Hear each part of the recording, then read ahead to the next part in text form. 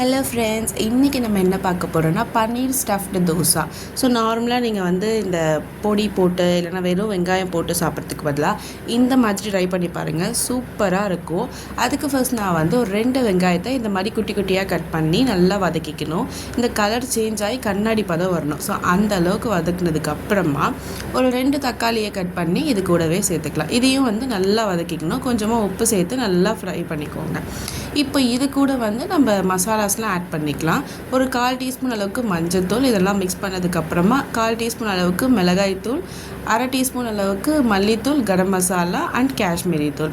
So இது வந்து நம்ம தக்காளி வெங்காயம் எடுக்கிற அளவு பொறுத்து தான் சேர்த்துக்கணும். ஸோ நான் எடுத்த அளவுக்கு இந்த மசாலாஸ்லாம் சேர்த்துக்கிட்டேன். அண்ட் இதெல்லாம் மிக்ஸ் பண்ணி விட்டுட்டு ஒரு 1/4 டம்ளர் அளவுக்கு தண்ணி விட்டிங்க, நல்லா கொதிக்கணும். இப்போ பார்த்தீங்கன்னா கரெக்டான பதத்துக்கு வந்துடும். ஸோ இப்போ இது பாருங்கள், நல்லா கொதிக்குது. இந்த டைமில் நம்ம வந்து பன்னீர் ஆட் பண்ணிக்கலாம். நான் வந்து இதை நல்லா ஸ்மாஷ் பண்ணிக்கிட்டேன். ஸோ உங்களுக்கு வந்து துருவி போட்டால் பிடிக்கணும்னா துருவி போட்டுக்கலாம், இல்லைனா குட்டி குட்டியாக கட் பண்ணி கூட நீங்கள் சேர்த்துக்கலாம்.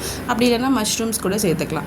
ஸோ இப்போ இதை நிறுத்தினதுக்கு அப்புறமா கடைசியாக நம்ம வந்து இந்த கொத்தமல்லி கருவேப்பிலையை ஆட் பண்ணிக்கலாம். அப்படியே இன்னொரு பக்கம் பார்த்திங்கன்னா சூப்பராக ஒரு தோசையை நல்லா மெலிசாக ஊற்றிட்டு அதில் கொஞ்சமாக எண்ணெய் விட்டுட்டு நம்ம ரெடி பண்ணி வச்சுருந்தோம்ல நம்ம டேஸ்டியான பன்னீர் ஸ்டஃபிங், ஸோ அதையும் இதில் வச்சு நல்லா ஸ்ப்ரெட் பண்ணி விட்டுடலாம்.